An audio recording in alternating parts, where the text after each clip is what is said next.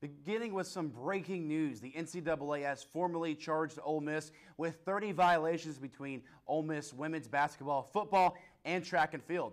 It is still unclear what the breakdown is in terms of violations for each sport. Ole Miss Athletics has 90 days to respond to allegations, and an infractions hearing date will be established with signing day coming up. This could put the Rebs in hot water. Rebel Watch is coming up next.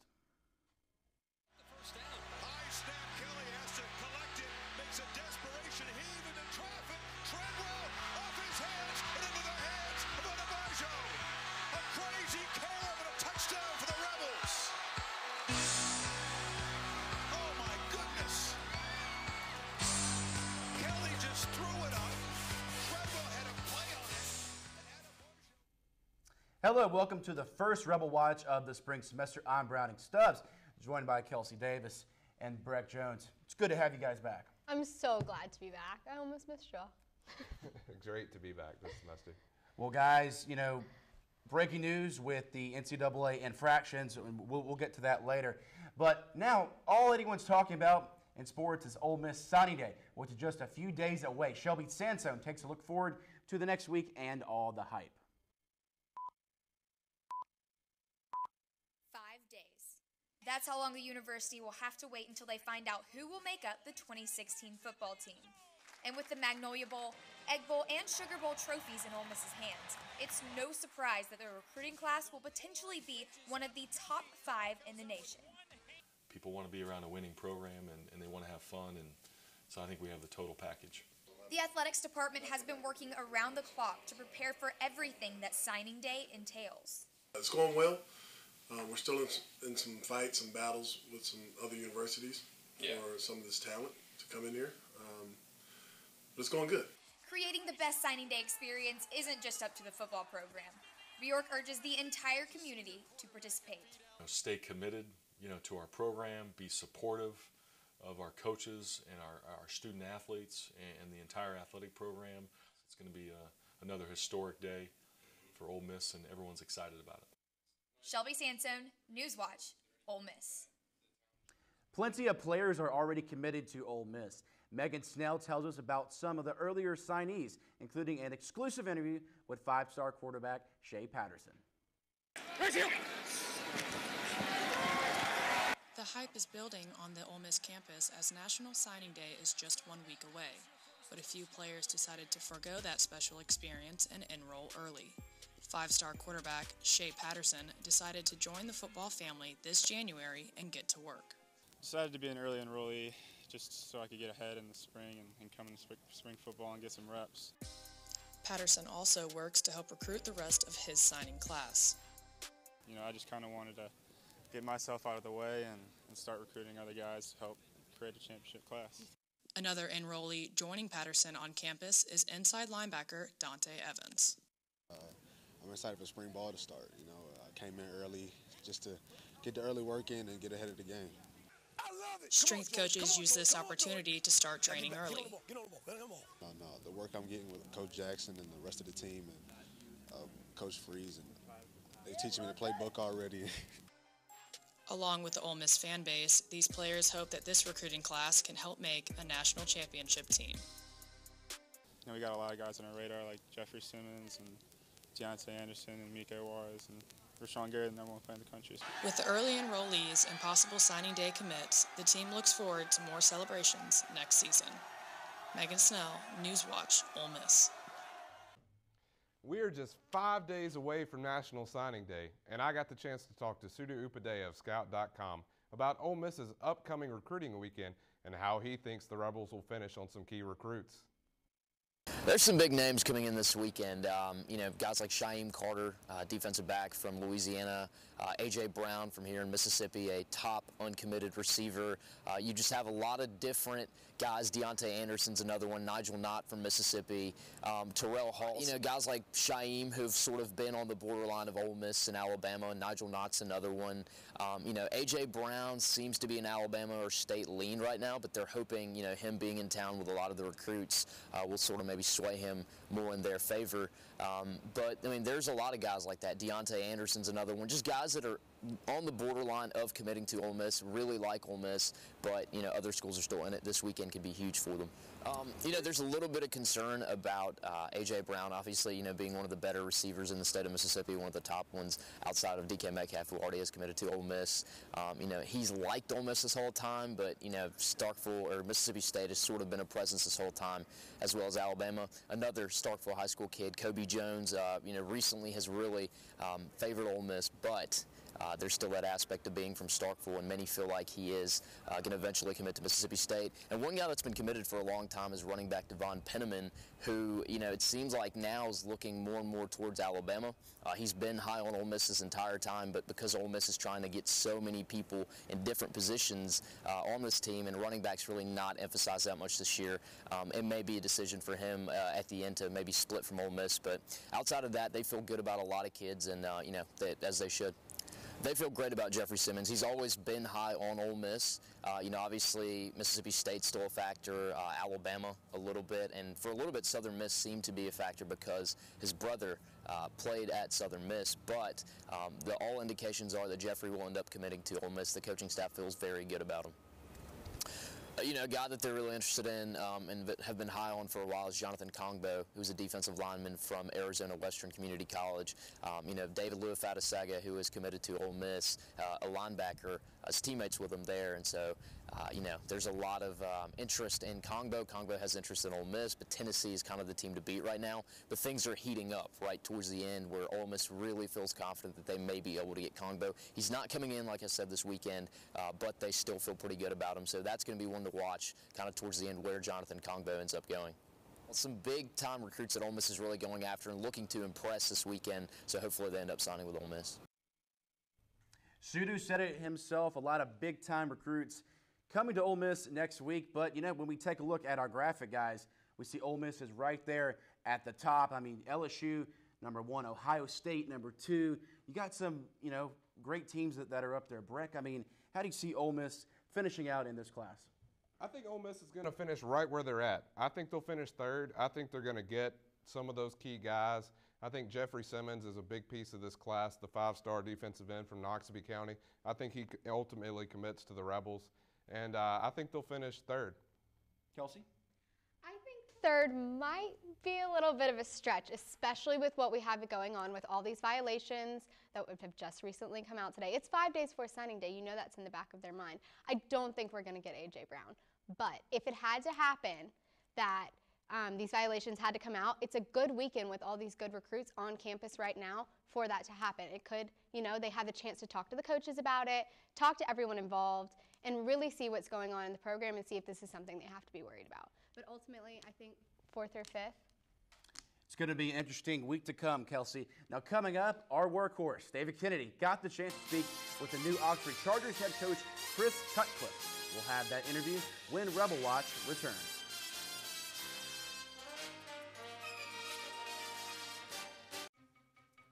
Me and my boy Matt had it good. He had catnip that was off the hook. But one day, he brings a girl home, and she's allergic to cats. Every sneeze was a nail in my coffin. Now I'm in a shelter. It's decent, but they don't even have Wi-Fi.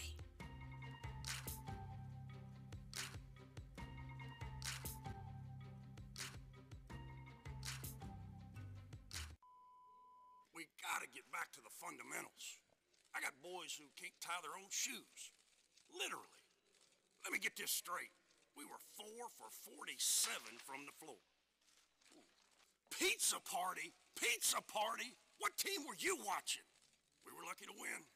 Most teams that turn it over 83 times don't pull it out. They all play like a bunch of first graders, and that's completely unacceptable because they're all in the 2nd grade.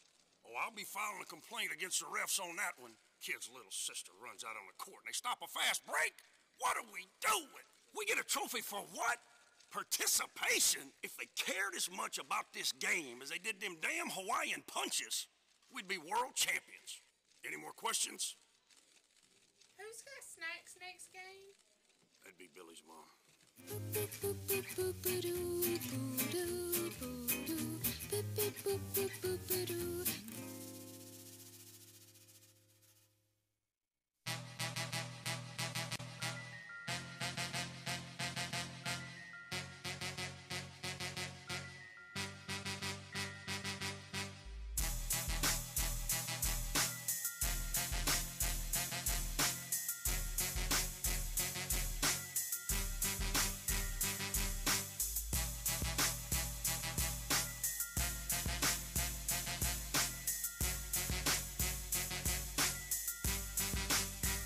Welcome back to Rebel Watch. I'm David Kennedy. Joining me today is the new head coach of the Oxford Chargers, Chris Cutcliffe.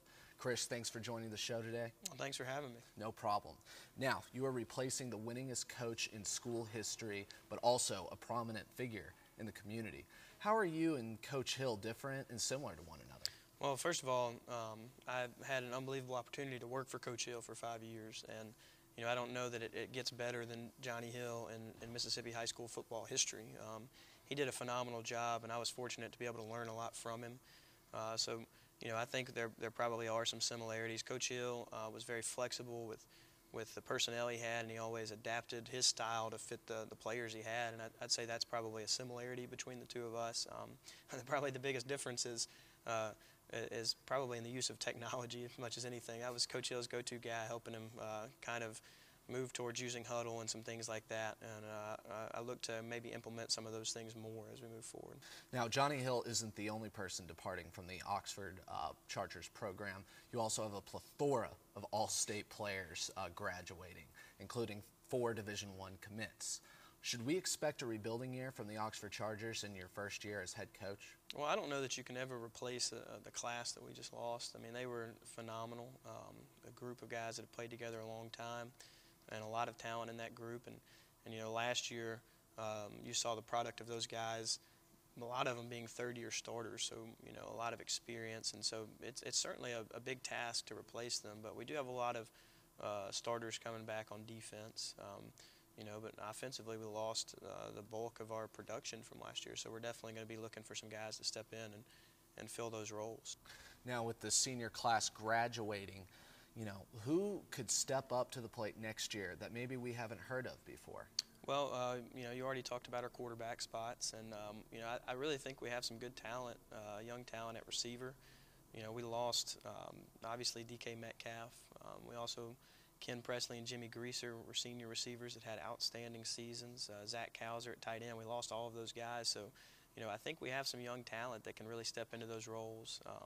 You know, Preston Perkins is a guy that's going to be a senior at receiver that has been our punt returner and has played, has had a role in our offense, but he hasn't been on the field that much. And he's a guy that's extremely talented and has worked very hard. We have some other young guys in addition at those spots that I think are going to surprise some people. Now, Oxford has won state championships in almost every sport, but they haven't gone over the hump in football. What is it going to take for you to get Oxford their first ever state championship? Well, you know, I don't think it's necessarily any one thing that we've done wrong over the past few years. You know, we've worked hard and done a lot of the little things the right way, but again, I think it's just making sure that they all are bought into the idea that everything we do from now until that point matters, and we can't waste any opportunity to improve and to, you know, move closer to that goal. It's not something that just happens 1 week in December. You know, it's a year-round process to get ourselves prepared for that moment. Coach, once again, congratulations on becoming the new head coach of the Oxford Chargers. I know you've been dreaming about this since you played for them in the early 2000s. Now, when we come back, we will get some player reactions on the new head coach.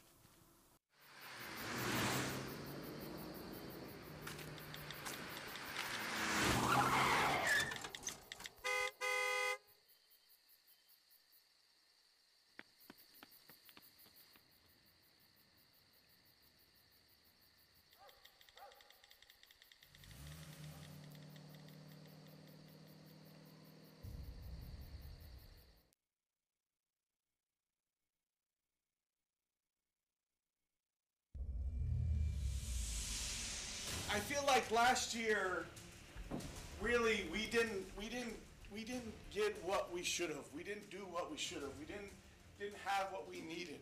I feel like we started working for this moment November 1st. This year we're going to get ours. We have paybacks coming almost every weekend. Somebody that we played last year that we owe, right? And we're going to get ours by how we play all year long. No one's giving it to us, but we're going to get it. We're coming out. We're not leaving it up to anybody else. We're going to go out and do it ourselves by how we play, how we work, how we tackle. We are going to be tougher than the rest, and we're going to get ours. Let's go.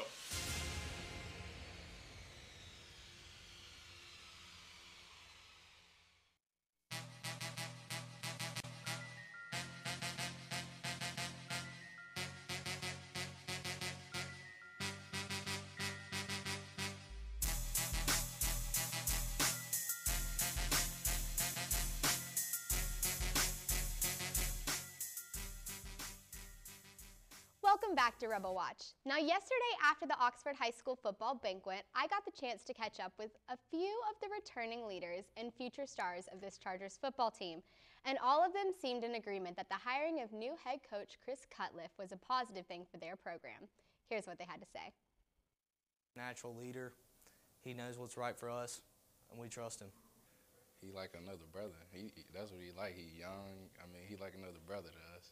I've been around Coach Cut since 9th grade, and I got a kind of good relationship with him, so I want him to be the next guy. Being around him and, you know, watching him coach others, he's a real great coach. And we apologize for the technical difficulties. All right, well, you know, we just, you know, heard from Chris Cutcliffe earlier, and now, you know, Kelsey, let's talk about how different of a coach is he from Johnny Hill? I think that when you talk about hiring a new coach, you obviously have to do service to where Johnny Hill took the program to begin with. First of all, he was a great coach, and he took this program from something that was not so hot to state the past few years, you know what I mean? But I think that hiring a new coach who's fresh, he's young, he'll bring a new energy to this program, and I think that's what the Chargers need to take that next step and actually not just get to state, but win state. I think it's a very good hire. And he's obviously learned a lot from his dad, who used to coach at Ole Miss, Brad. That's right. I think it's a great hire. He has a ton of coaching experience. Like you said, he grew up with David Cutcliffe in his house. He spent 4 years as an assistant with Oxford. He has experience at the D1 level. He was a GA at Tennessee and Duke. He's produced 5 All-State wide receivers as the receivers coach, so I think they made the right choice. Now he's got a challenge, Kelsey. He's got to replace Jack Abraham at quarterback. So who are some of the early candidates for that position? Right. Definitely the only candidate, in my opinion, is really J.R. McClure. He's grown up. He learned from Jack Abraham. He knows the offense, and everybody in Oxford loves him. He's Oxford's boy. He's a leader. He's so loved. And not only that, but he's dual threat. He has some speed. So he really, I think, is the best choice for Oxford's next quarterback. Is he very similar to Abraham's play? Like Kelsey said, he's a little bit different. I think that he's a little more dual threat. He can run a little bit more and is a little more mobile than Abraham was. I think that he is the right choice for Oxford growing up here and being in the system for that long. I agree with Kelsey. Can't wait to see the future of the Oxford Chargers. Now it's time to get to basketball. Rebel Watch's Jacob Duke will recap last night's women's game versus South Carolina, and he'll talk some Stephon Moody. Stay tuned. There's more Rebel Watch coming up.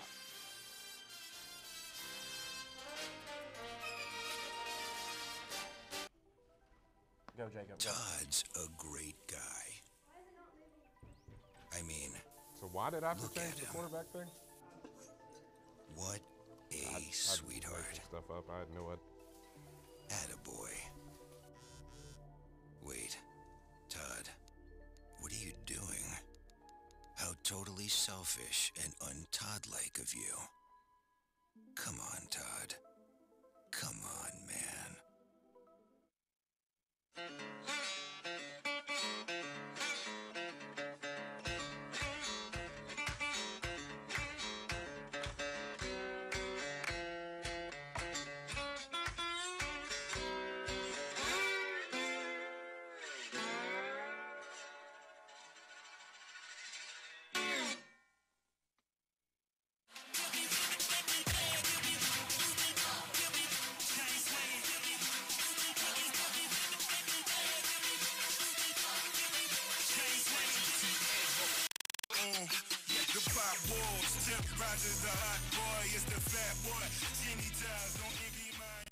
Welcome back to Rebel Watch. I'm Jacob Duke. The men's basketball team has had a rough start in SEC play so far.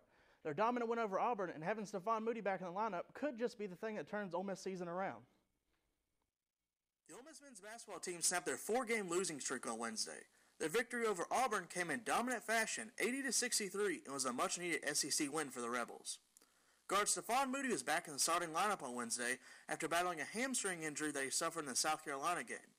Moody started off slow but exploded for 22 points in the second half and finished with 24 for the game. He's going to be sore for a little while, but really proud of his effort, man. We needed him in a big way. This team needs a leader, Everybody wants to be Batman, but can't everybody be Batman? A lot of Robin Juniors for me, actually. A lot of them dudes now. But everybody thinks they want to be Batman, but we need Batman back, and it was good to have him back tonight. You know, Moody battled through it. You know, today he was, you know, during the game he kind of felt it a little bit, and Steve was kind of hurting a little bit, but he battled through it and came through for us. Moody hit 6 threes against Auburn, which was a huge momentum boost for the Rebels. Ole Miss went on a 19-4 run in the second half and led by as many as 20. The Rebels will need that momentum heading this weekend's matchup when they travel to Kansas State. They'll be taking on the Wildcats this Saturday at 1. Stephon Moody and the Rebels will get a chance to prove that they can take on the Kansas State Wildcats tomorrow in Manhattan. The women's basketball team is coming off a big win after knocking off 9th-ranked Kentucky last Thursday. Yesterday, they traveled to Columbia, South Carolina to take on the 2nd-ranked and undefeated South Carolina Gamecocks. It was a tough night for the Rebels. The Gamecocks controlled the glass all night and had the advantage in the paint. A late fourth-quarter 8-0 run for Ole Miss cut South Carolina's lead to 14, but it wasn't enough. South Carolina won 81-62. One bright spot for the Rebels was Chandrika Sessom. She was a leading scorer with 26 points, which was her 4th straight game of 20 more points this season. The Rebels will be back in action against Missouri this Sunday at 4. Back to you guys. Thanks, Jacob. Are the Rebels going to come out on top against Kansas State? We'll have those picks plus some important keys to the game for the matchup right after this.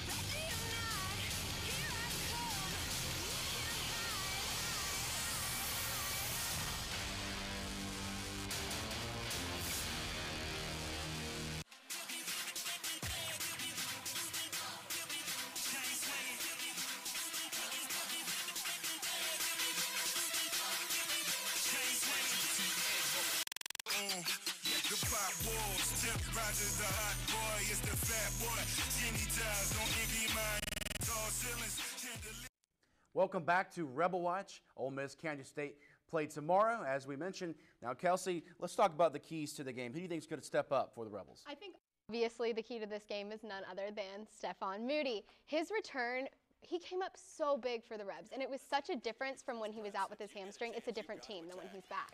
So I think that he's such an obvious difference maker, and Andy Kennedy actually called him Batman. He said, we have our Batman back. So I think that anytime your coach is comparing you to a superhero, you might be the best thing that's happened to that basketball team. And, of course, Kansas State, they are a very tough team. You know, they've had some overtime games, you know, against Baylor, played Oklahoma, very competitive as well. And you know what? I'm excited to see Stephon Moody, 14 straight games of scoring more than 20 points. I mean, he is on fire. There's a reason why he's one of the best players in the country. Now, Breck, she talked about Stephon Moody. Tell me someone else. And I got a feeling it's going to be one of the freshmen. Yeah, it is. Redshirt freshman Mark Hyman. I think that Hyman is a big key to this offense. He scored over 20 points against Auburn. He had that thunderous dunk against them. And I think he's really coming into his own and kind of taking over in the front court with Cevis being out. All right, guys. Now let's make some picks. Starting, Kelsey, we'll go with you. I really don't have a good feeling about this one. I don't think whether or not it's going to be whether Kansas State pulls it out. I think it's just going to be by how much. Like, it's an obvious loss. It's just going to be how bad it is. Rick? I think the big key to it is how healthy is Stephon Moody. And I think if Moody is healthy and plays more like himself than he did against Auburn, I think that the Rebels can pull it out, actually.